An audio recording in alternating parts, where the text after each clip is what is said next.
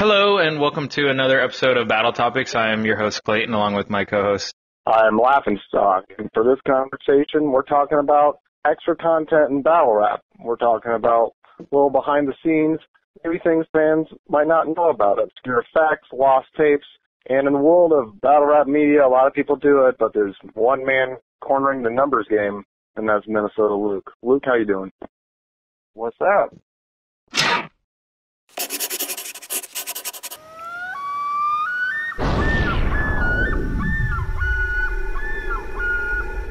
Okay, so Luke, I'm pretty familiar with extra content considering I do a few series with King of the Dot, but way before we started doing that, you have been killing the game with top tens and best ofs and lost tapes and pretty much anything you can imagine. You've cornered the market, like Brett said, and I just wanted to get your take on what works, what doesn't work, how much time you actually put into these videos, how much recognition you've got from it, all that. So let's just start with how you got started on this and how far you've come. Okay, so, I've been a battle rap fan, not of the written stuff of, to me back in the day was freestyle. You had to freestyle, right? But, I was watching Jin in 2001, I think it was, that he was on there. And, Idea is from Minnesota, so I got into battle rap with that. He grew up with family members of mine, so it was, I just seen him on YouTube or I seen him, on little LimeWire things I downloaded, either audio or, really shitty video back in the day. And then at some point, I don't know the exact time frame, like date-wise, but at some point I got into the written stuff, and that was when rapmusic.com existed. So rapmusic.com was kind of my home, and people started to say things like, it's a Luke thread, or that's a very Luke post, because I would make all these dumbass lists. I would list every fucking battle rapper, where they're from, and like all these type of things, and, people would be like, oh, what a Luke thread. And then, it moved on to RMBVA, and it was kind of the same thing. So I really started off like, I guess you could say some battle rappers start text battling. I started before doing YouTube videos doing random word text lists and, backgrounds and all that type of stuff. So yeah, that's how I kind of came up, met a lot of people through RMBVA and through rapmusic.com, and been going to events forever. And yes. And I go back to those days, the old rapmusic.com days. I remember those, and that was the thing, is Luke had a very statistical approach to all of his posts and threads he would make. And at the time, that was kind of the main resource for battle rap. Rapmusic.com was where battles were set up. That's where battles were announced. That's where people discussed what happened, what didn't. Before pay-per-view streams and tweet spoilers, that's where you found out what happened at events. Yeah. So going back to those days of LimeWiring the content you wanted, and fast forwarding to 2016, what avenues do you take today to find battle rap gems or really obscure things that you would find interesting? So I do a ton of different things. The simplest thing that I do is all these DVD type searches online to find really obscure things from obscure websites or random eBay things that come up, and it's just like it's one DVD out of 8, and it's something like underground that I needed or that type of thing. And basically what I have to do, because right now I don't have it right in front of me, but I'd say I probably have about, I don't know, around 600, 700-ish battles that have either never been on YouTube or were on YouTube at one point but are no longer there. But anyway, so I get them on the DVDs, and well, once I get the owner's permission, I can finally put them up. So like recently you'll see I put out like a Fight Club battle that was recorded basically on the scene and things like that. It's very easy to find New York DVDs because New York DVDs had big distributors behind them. Philly was really independent and really on the street level. If you did buy them on the subway or whatever you bought them from, you didn't get them. So anyway, I go back and I found certain content creators from back in the day, and I've talked to them and gotten some of their tapes and some of their stuff. For these, I've been told not to put anything online, so I respect that 100% because, that's their content. But it's cool to have that slice of history for myself. I have 12 terabytes of storage at my house right now, and the whole point of it is that I put everything on there, every DVD I ever get, every tape, whatever it is, throw it on there. So in 10 years, it's still all there. Even if somebody dies who has the footage, or someone's mom throws out something that they didn't know, or wife, or whatever, the footage will still be around, hopefully, because I'll have it, or somebody will make copies of it. So. And that's something that you and me and Clayton kind of have in common, sort of, is Rhodey Day we do host, thankfully due to Avocado going back in battle rap. We have stuff like the Battle of the Bay battles in HD, re-released without a lot of ugly logos and whatnot. And your channel itself has, Midwest Miles versus Crimson, Famous and Cedo, a lot of really obscure old battles that you yourself are hosting, Killa versus Mo Dallas. If you had to, if there was one creme de la creme diamond and battle that's never been released that you could have the rights to and publish on your own, that's not out in the public, what battle would you want? Well, I would say the Holy Grail. I don't know about the Holy Grail, but one of the top ones is definitely Murdermook in, I don't have the dates right in front of me. I want to say 2004, went to Detroit, and he battled Marv 1, and he also battled some other people in Detroit. Bizarre of V12 has this footage, and he is kind of basically, sitting on it because Marv 1 lost really badly, and the Detroit people lost very badly because they were freestyling versus Mook's written. So anyway, the footage exists, and something, and somebody has it, but my understanding is that it's just not going to ever be released. But, who knows? Just skimming through your page, I know your page at least is really known for the top 10 this, top 10 that, and those obviously bring in the views. Would you kind of say that you're almost like the BuzzFeed of battle rap? So yes. So there was a point actually. You're like the Watch Mojo of battle rap. No, that's a good question, because actually, at one point in my channel, I basically came to a crossroad where I'm like, I can make videos that make a ton of views, or I can really focus on more important things and make important videos. So if I had 20,000 subscribers, I can make the best battle rap fights or blah, blah, blah. But then, who's going to make the video about what was the first million view battle? Who's going to talk about the history of crowd reaction battle rap? That type of stuff. So, yes, I could get a ton more views, but that's not really important now that I have an audience. So, yeah. Yeah, and that kind of segues good into a point that I want to make, where earlier this year when King of the Dot approached me about wanting to make these extra content videos, whether it be Every King Has a Story, where it's kind of like some of the videos that you've made where you tell a story about a certain battler, whether they started way back or even if they just started recently, those videos never transcend nearly as well as the amount of effort you put into them. And even the mean comments videos where they're silly, funny, those have more views and take literally fractions of the time, even just in researching time. So it is kind of frustrating from a creator's point of view, where you're putting in all this effort to try to make something that's worth something, your job is to create something of quality, while most people who, especially investors and stuff, all they care about is views. You know what I mean? So they'll be like, well, your video only did this many views, or it only got this many shares. And you're like, well, a panda farting has 200 million views, but you have you put in hours into making what was the first million view, or where was the first this taken place, or whatever, and you actually put research into that. It's got to be frustrating, especially from you doing this for years and years and racking up all this knowledge and footage to just getting buried.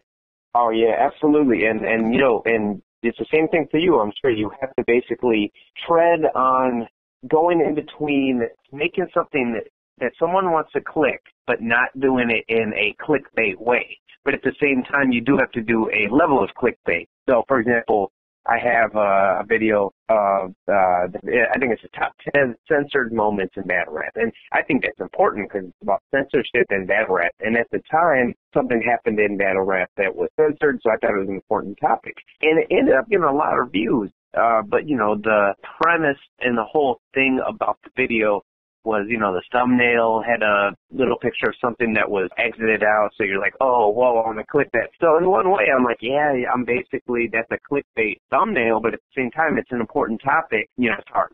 And, there are people out there and I'm not afraid to name names. There's a YouTube channel called Battle Rap Haymakers, and basically all they do is compilations. Just, it'll be like, oh, he's mad, and it'll be a video of rappers getting mad. Right. And don't get me wrong, like, I watch those. I'm subscribed to that. But in comparison to what you do have your compilations, best rebuttals and whatnot, but at the same time you have videos such as list of URL and Fight Club vaulted battles, which that video has research, there's knowledge, there's information, there's trivia. The premise of that has a lot more depth to it than just watching a series of 8-second funny clips. And he gets, crazy views because it's a bit more palatable and easier to digest. Whereas I think a lot of the videos you put out, it's a bit more enticing to the fan who likes to know these things, fans who find it interesting. Yeah, I'll say this. If I wanted to, I could get so many views on my channel. It's easy as fuck. Like, I just have to make something, gun, sexual. I mean, it's easy as shit, Can you teach us how to do that? Yeah, you just gotta make people click shit, or those type of things. But for example, I'm gonna be interviewing Big Star of Too Raw for the Street DVDs. I'm gonna be interviewing him sometime in the next month. He's never had an interview ever on camera about Too Raw DVD, even though it's one of the most important movements in the history of battle rap. And I know that interview is gonna get 1,000 views or 2,000 views at the most. But if I break it up and put talks about Reed Dollar's body and blah blah blah, then all of a sudden it gets 60,000. So it sucks. Mm-hmm. It sucks. That's fucking gross. People who do that suck, especially if there's a couch involved. I mean, it is kind of like in the new social media era with BuzzFeed and even some of these fake news websites. It's less important on the quality or accuracy of the information, and it's more of who's first, who's more digestible, who's quickest. You know what I mean? Oh, yeah. A lot of people want to see the real TMZ approach to news. But with videos like that you make, the rise and fall of grind time that you made a month ago, that video was hella dope, and you could tell all the work and research you put into that. But people would much rather skip over that and just kind of be like, oh wait, battle rap pocket checking. 100%. I mean, I have a pocket check compilation, and it fucking did really well. But I'm like, Jesus, that's so unimportant. I mean, but for example, Ruin Your Day has the Now You Know series. It's basically a documentary in itself, and I love it, but I'm looking at it right now and it's hovering at 3,000 views per video, and I'm like, it's kind of too bad. I think there's a lack of appreciation in general, and granted, not everyone can be a super fan of battle rap, but I think a lot of people, A, don't know their history, and B, even if they do know some of their history, they basically neglect it or decide that it's not that important. Mm-hmm. I have a perfect example of effort in comparison to views. How long would you say it took you to make the list of all Smack DVD battles video? It's a 3-minute video, but how long do you think it took you to compile every single one? That one was a little harder, but as you know, there is rapmusic.com had threads about it, so I got the information from there. So that specific one was about medium effort, but it was still took much longer than, a lot of these, so. Okay, so obviously, probably ate up the majority of an afternoon at the very least. What you do is important, and it's cool that it exists. But I mean, it's not just me. Like I said, you guys also have the same thing. You guys put out, for example, the video you guys put out today that Clayton did about color correction. That is, it's not only amazing, but it's so important because even people who really know battle rap don't even know that stuff. I would say I know battle rap really well, but I didn't know none of that. I didn't know it looked like. I mean, I knew it looked different, but the magnitude of difference was crazy. So that was a fantastic video. But you have a green screen, right? I do somewhat. I haven't been using it because I have no video. I mean, if you watch my shit, you can tell I have no video training and any of this shit. I just basically try to figure it out as I'm going. So. Oh well, Brett can teach you how to edit, dude. If his videos are if his videos are any or any consolation, he could teach you a little thing or two. I'm fortunate enough to be a part of a channel with the two best video editors in all of Battle Rap, and I seriously use Windows Movie Maker to put my shit together. Or even the weekly battle feed even is. I don't think people understand how much work Brett is putting into each episode. I appreciate that. You and like Chris have been like two of my biggest supporters. I really appreciate it. Yeah, man.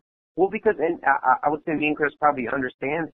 Chris understands this probably more than anyone because Chris writes all these huge, fantastic articles that put a ton of thought into them, and then people again will click some different article that's like,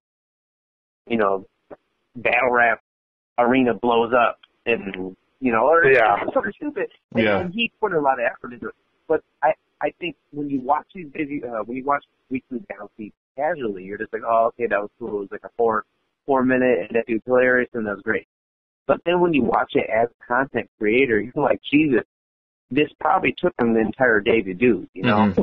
So. Yeah. Yeah, I think it puts a lot more appreciation into the fact when it comes from people behind the scenes like we are, where we see it's like, I know personally how long it took to capture this and cut this down and sift through that and piece these together and all that. So, Luke, one thing that I never noticed just scrolling through your channel was how how sporadic your numbers are with your lists. I really like how you keep us on our toes, dude. You got like number 6 to number 5. you got 11 personal and emotional moments. You got seven weird moments. 8 minutes of pocket checking, 30 controversial moments, the obvious top 10, top 5, we got a top 21 random and funny moments. Top 21. 21?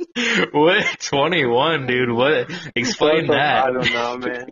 I honestly, I think a lot of times what happens is I'll start making a video and it'll be a nice number like 10. And it'll be like the top 10 unique settings and locations in Battle Rap history. And I'm like, oh, top 10, great. And then I'll remember there's one more that I totally fucking forgot. I'm like, all right, it's 11 now, That's so funny, dude. Number 19 through 11 of 65. Jesus. Yeah. Yep. And no matter what insane numerical system you use to make your videos, I'm glad that there's 8 people in this world, including us 3, that appreciate the time and effort you put into them. We know how long it takes, and, archivists like you are more important than people know. Okay. And I'm really glad that there's people who are saving and remembering these things. Totally off topic. We're going to jump into this segment we call Off Topic, where we're just going to ask you a couple of questions that didn't relate to the topic we were talking about today, that relate to you as we know you. But we have a couple of questions for you. Brett, do you want to start with the first one? Yeah, absolutely. All righty, Luke. If you could set up a dream battle between any 2 of your favorite battlers, who would they be, and do you think Cicero would win? All right. I'm going to say it. So, dream battle, I'd probably say E-Ness versus Rich Dollars in front of a Rocky step in Philly. All right. Wow. You provided a setting, too. That's kind of... Yeah.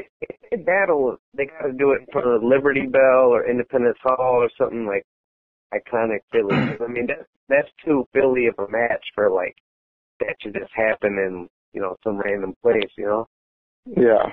Now, Luke, straying from that, I just had to throw this in. Whenever we watched that Bishop versus Cicero, dude, my favorite part was watching your face the whole time. Technically battle rap history, right? Yeah. You were covering your mouth with your hand as if it wasn't obvious that you were visibly upset, and you were looking around as if, am I the only one seeing this right now? We were hoping we were hoping you'd start screaming, "Turn off the tape!" I think I said this on Reddit Rap Battles, but I'm about 99, man. I'm certain that the released video isn't even the full show. Basically, it's even longer than than as released. So in 10 years, we're gonna get a Luke version on your channel, right? Yeah, it's like the cannabis 4K thing. Yeah. Where it's like uncut, just road trip. Uncut. Yeah. Okay, so Luke, do you feel like there aren't enough battlers with Midwest accents? And if so, when do you plan on making your debut? Well, the Midwest got some cool accents because, St. Louis is Midwest, and St. Louis, they say cool things. They say, let that marinate. They say, things like that. So, and people in Detroit got different ways of talking. In Minnesota, Minnesota got a really unique way. People in Minnesota. What about Wisconsin? I hate Wisconsin. They don't exist to me. So. Damn! Oh my god! Oh my god! Yeah. Set it up. I was gonna ask you to say 30-point buck for me, but now I don't want to. Minnesota Luke versus Wisconsin Luke. Yeah, right. Set it up. All right, Luke. If you had to describe your skin tone in 3 colors, what would they be? White, pasty, and then red too, because I get red. Like just, I don't know. I got red cheeks. White pasty and red. Yeah, pasty is my favorite color. Okay, so Luke, with your love of battle rap and complexion that leans towards the ginger spectrum, have you told any famous battlers that you're related to Avocado? No, no, but I remember Bill Collector took a picture of me and Avocado at one of the Crack Liberty events, and then people were asking me him were brothers and stuff. So yeah, it's kind of funny, but generally I go through big hair changes. Like I'll shave my head probably in the next few days here, so then I won't look like Avocado for a little bit, and then a couple months later I get it again. And you both work out at Planet Fitness, so that also. I was just about to say that. I was gonna say. He doesn't like Planet Fitness. I love it because it's cheap. It's $20 a month, and I can go to any Planet Fitness I want. If I'm in Philly, I can go there. If I'm in Norristown, I go there. If I'm in New York City, I can go to that Planet Fitness. Yeah. Avocado's a gym snob though. He needs to go to like these super fancy places. Yeah, he hates Planet Fitness because it's a judgment-free zone, and he likes to go to the gym to judge people. Yeah, exactly. He also thinks that like Planet Fitness has like really strict rules or something like that, but they totally don't. I mean, they have a thing where it's like you're not supposed to grunt when you're fucking lifting, but of course everyone does that, and they say you're not allowed to wear tank tops. I've been wearing tank tops to Planet Fitness for 2 years or whatever. Yeah, I mean, I love Planet Fitness because I think in general America's so unhealthy. So it gives people who don't really have the money for, $70 a month gym membership to, go there for $10 a month because you can get the individual for $10. It almost creates like a paradox. Like if they come up to you and say, "Sir, you're wearing a tank top," you can say, "Hey, this is a judgment-free zone," right? That's and then their head explodes. Yeah, and then I become the owner of the gym. That's how you get hired. They immediately hire you. They start paying you. Yeah, man. Please don't sue. It's your gym now. Yeah. You win. Damn it. So next one is there's somebody that has every unreleased Lions Den and Fight Club battle. They say they'll give them to you in 3-minute increments, but you have to eat a worm for every 3 minutes they give you. Yeah. How many worms do you eat? Worm. Every worm in the world, if I need to, dude. That's such an easy question. You gotta give me something harder than that, dude. I would do any, bro. Yeah, man. You'll eat every worm in the world. You're gonna be full. That's protein, though. I would eat worms for a week if that was the deal they wanted. That's cool with me. Okay, Luke. This is your final question. All right. All right. If you had to make a top 10 of your top 10s, who would be your number 1 and who would be number 10? Wait. I don't understand the question. It's a simple question. It's a simple question, top dude. 10 out of your top 10s. Out of all your top 10 videos, which one is number 1 and which one is number 10? Oh man, I don't know. I got too many videos. I'd say, probably my favorite. I would say that's a hard question. I honestly have no idea. To be honest. That's actually a trick question because your channel actually doesn't have any top 10s. It has top 8s, top 22s, top 15s. Top 21, top 30, top 19 through 44. Oh, you know what though? You guys are wrong. Top 10 short-lived battle rap leagues, part 2. Ha ha. Then this is part 1. Wait, it was a two-parter? It was a two-parter, but it was top 10 short-lived battle rap leagues. So wait, was that only 5 of So them, it or was was really, that 10 out it of was 20? really 2 top 5s. Yeah. Yup. True. Damn, Luke. Well, you know what? Symmetry or not, we appreciate what you do, and we kind of dabble in the same medium, so it goes appreciated by us to ruin your day. My name is Stalk, or actually Clayton, the person in charge of the show. You can find him on Twitter at @DamnItClayton. You can contact me by email at minnesotaluke@gmail.com. And Luke, where can I find you? Oh, hey, they can find me on YouTube. They can find me on, Minnesota Luke on Twitter or Facebook or whatever it is. If you got questions, you got whatever. If you just even want to talk about battle rap, like I got people talking about, I don't know nobody who like battle rap. Get at me. I'll talk battle rap. And just real quick to kind of break character for anyone that's willing to make it this far. Now, you own the Minnesota Luke at Gmail, but you forgot the password, or did somebody else have that? I've never owned Minnesota Luke at gmail.com. Okay. I've emailed them and been like, hey, can I get this? And I haven't got nothing back. So, I mean, what happens, like if there's an email that somebody doesn't use, shouldn't they give it to somebody? That's what I'm saying, All right. All right, there. We exposed the business with that last one, so that crushes my world. I didn't know that. I thought you had been receiving like random King of the Dot related questions for months now. And that's the thing. That's a trade secret between me and Luke was I made the joke once.